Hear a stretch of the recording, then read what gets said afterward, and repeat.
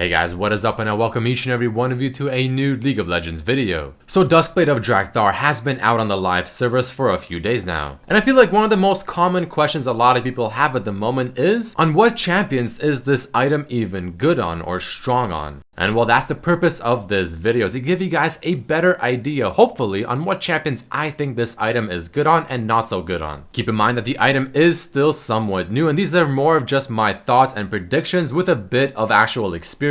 Within the next while, as the item is used more and more and more, we'll all have a better idea on what champions it really does excel at and on what champions it's maybe not so good at. But regardless, I essentially made a tier list of tier A champions, B champions, and C champions, grouping them up in what I think are good champions, so-so champions, and not so good champions for Duskblade of Draktharr. So first off, let's just quickly talk about this item. I mean, what was Riot's intent in making this item, and on what kind of champions should this item excel at? So first and foremost, this item was not made specifically to assist AD assassins or AD bruiser type champions to kill squishies. Riot said that as an assassin champion, if you are going to be killing a squishy champion within the first 2 seconds, this item shouldn't really help you in terms of the passive effect. But the raw stats from it, like the flat AD, the armor penetration, and even maybe the move speed, are quite useful. The passive, which is the main thing about this item that a lot of people are looking at, is essentially made to help you kill the harder to kill targets, so maybe the half tanks or the full tank champions. And this is the whole reason and purpose behind the item having not only 2 seconds before it actually does its damage from the passive effect, but also giving you the chance of giving back the effect. So the item is essentially made for champions that have great bursts and not champions that have more sustained damage, so maybe someone like a Fiora. And in my mind at the moment, there are 2 reasons why this item benefits burst champions the most. So the first one is essentially letting Duskblade do the work for you, where you go in on a target, you do your burst damage, or you do your full rotation, and then you let the Duskblade item finish them off, similar to how a Zed will let his ultimate finish off the target with the pop. Now what this does for the assassin champion is it puts them in less of a dire situation. It doesn't require the assassin champion to stay within the fight or within the duel as long as they normally would. Because theoretically the champion you're trying to kill has essentially less overall or effective HP in terms of your duel and what HP you have to get them to in order to actually kill them. Using Talon as an example, you jump on your target, you do your full burst rotation, but then you use the second part of your ultimate with the invisibility to escape. So technically from your own skills, you're actually doing less damage because this item will take care of the rest of the HP, so you can not only save time from maybe taking even more damage and putting yourself at the risk of dying, but you're able to use your defensive abilities that assassins have only very little of to actually make an escape. And the second reason I think it's good on burst type champions is, well, I mean, the fact that this item gives you back the effect if you kill the target within the first 2 seconds of autoing them. For the most part, in most scenarios, if you're playing an assassin champion, so maybe Zed, Talon, or whatever, you shouldn't be using this passive to kill a squishy champion, so maybe like the marksman. Your burst damage alone should be enough to kill the squishy targets regardless of the passive. So the idea here is to kill them fast enough, get the passive back, and reapply it on a harder to kill target. But if you're someone that has sustained damage, so someone that has a lot of damage dealt over a period of time rather than just a big chunk of damage in a very short amount of time, chances are this item will pop its effect before you can kill your target, again because you're simply not able to burst the target down within 2 seconds,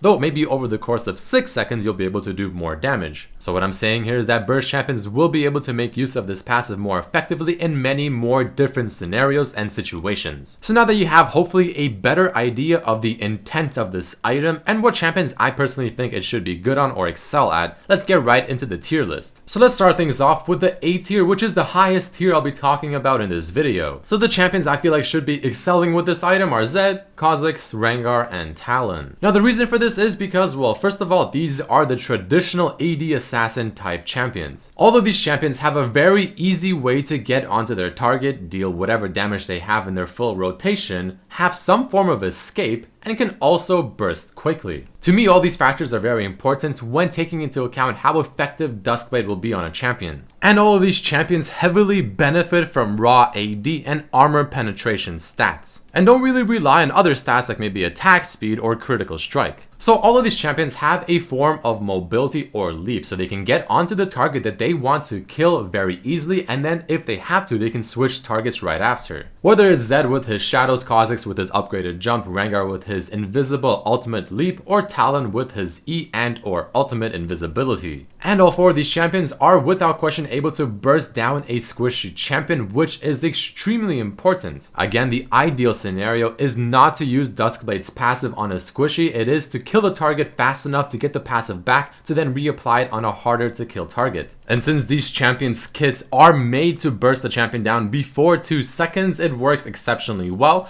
but worst comes to worst, if you really need to, you can also have the passive do the damage for you instead. Now, the only champion of these 4 that I feel like I'm a little hesitant on including in the A tier is Kha'Zix. Now, in my mind, I feel like he should be really good because you can jump on your opponent, you can auto attack to proc your passive Q, and then the item will start procking in 2 seconds while you go invisible to reset, and you can use the invisibility to really just make the item do the damage and go in for the kill after that. Or you can have the item finish off the target while you go invisible in your ultimate, wait for the item to do the damage, kills the target, gets your free reset on your E, and you can jump back out. But sometimes Kha'Zix's rotation or assassination combo doesn't really require an auto attack, and it just requires a jump, E, Tiamat, and W, which is the only thing that's kind of holding me back a little bit, because I mean, having an auto attack inside your combo or your rotation is really important because that's the only way to apply Duskblade's passive. But either way, I believe these are the 4 champions that should, in my mind, excel with this item. But now that we got that out of the way, let's move down the line and talk next about the B tier champions. So in this tier list, or in this section, I have Lee Sin, Wukong, Riven, Jarvan IV, Nocturne, and Shaco.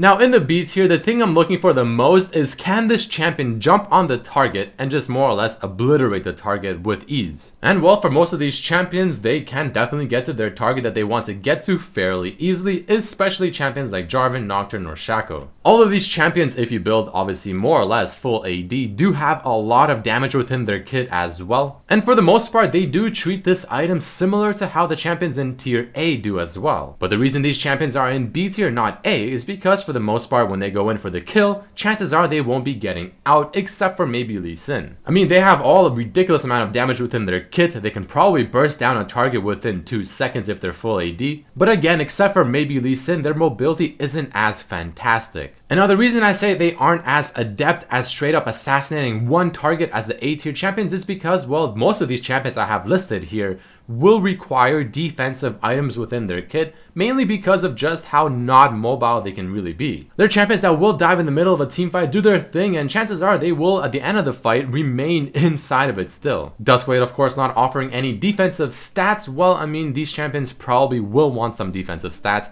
and the offensive items that they do get, there's just better options. Either way though, if you're trying to just cheese your opponents or maybe just really heavily snowball the game with any of these champions, Duskblade should do its job quite well, mainly because of the stats you get from the item like the flat AD, the move speed, and the armor penetration, while still being able to burst the target down usually within the 2 seconds to get the passive back and then use it on tank. And now the final tier we'll be talking about in this video is going to be the C tier.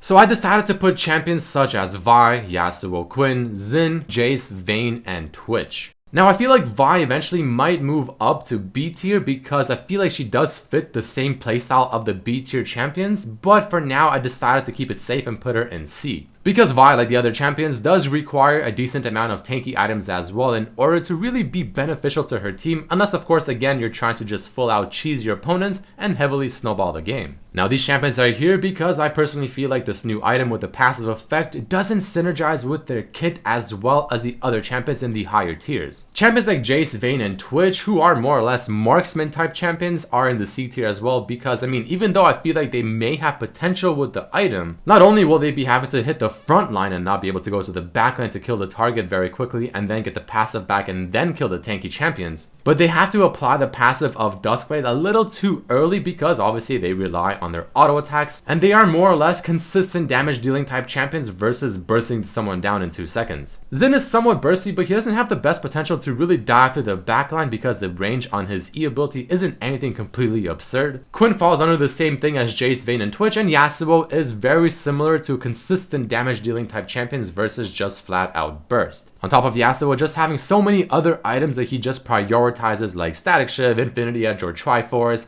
maybe something like a Vampiric Scepter into Bloodthirster or Blade of the Rune King. It just doesn't feel like Duskblade fits his item style at all. But that is about it for this video, guys. I mean, that's kind of a rough idea on what champions I feel like will be benefiting off of this item the most, and hopefully give you a better idea on what champions you should be trying this item out to begin with. Again, please don't forget, this is more or less my early impressions of the item. It is still fairly new. It's only been on the live service for a few days, but this is to give you guys an idea on what I'm currently thinking and what hopefully you guys should be thinking as well. As time goes on, as we experience this item more and more and more and see it more often, we'll have a better idea, and maybe I'll update this list eventually. But either way, if you did enjoy this video, make sure to hit that like button, share with your friends so that more people have a better idea on what champions this item can excel at. Make sure to definitely check out my other videos as well and subscribe if you haven't, and I'll see you for the next video. Peace.